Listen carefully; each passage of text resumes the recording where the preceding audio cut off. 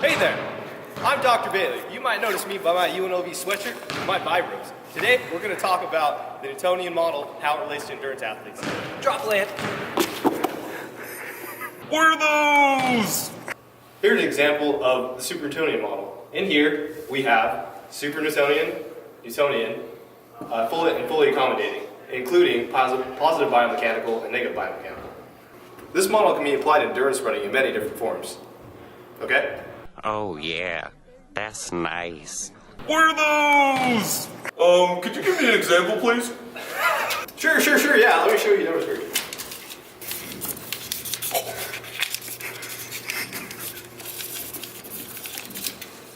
Okay? Could you slow down? What the fuck is that? I don't know! Alright, yeah, good. Keaton, why don't you come up here and do the first example? Yeah, I can explain that. The super Newtonian state is where the peak ground reaction force is greater than what is predicted from the Newtonian model, for example.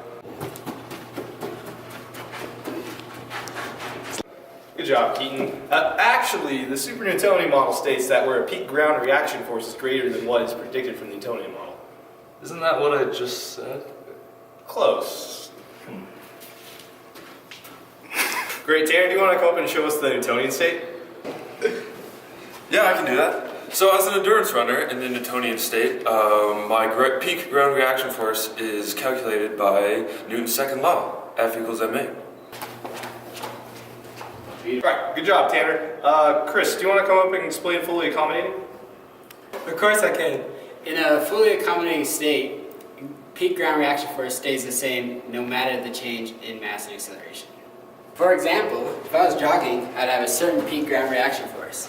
But if I increase my mass, I keep the same peak ground reaction force. Alright, nice job, Chris. Rama, do you want to come and explain the negative biomechanical? Oh, alright. In the negative biomechanical region, the peak ground reaction force is less than the Newtonian and fully accommodating, and you become more compliant based on perceived task.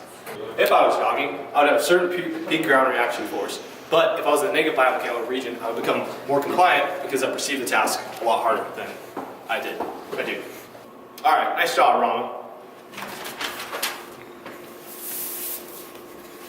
Thanks, Dr. Bailey. Alright, last but not least, Austin, do you want to come explain the positive biomechanical?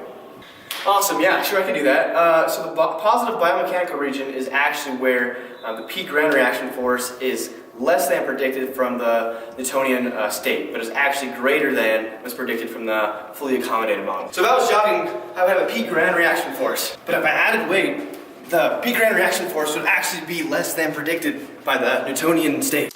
Alright class, so now that we learned all that, can someone tell me if all endurance runners run in the same state?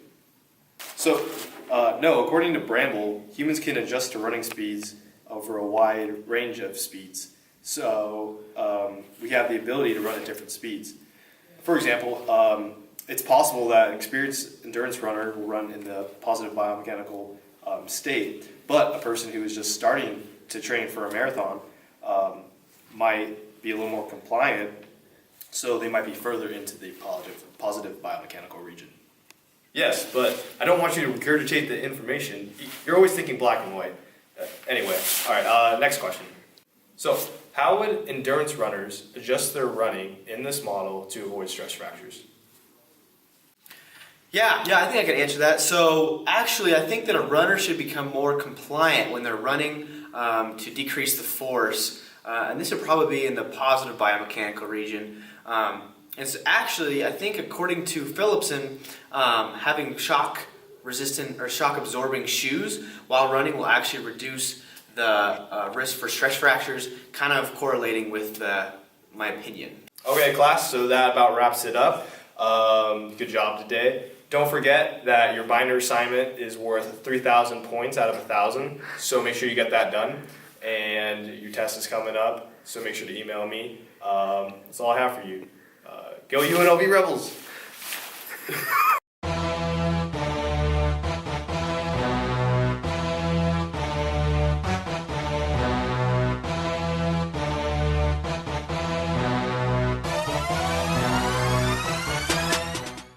Hey Hey guys, Dr. Bailey here. If you liked the video, go ahead and give it a thumbs up.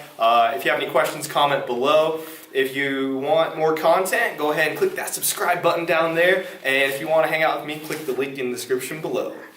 Go Rebels!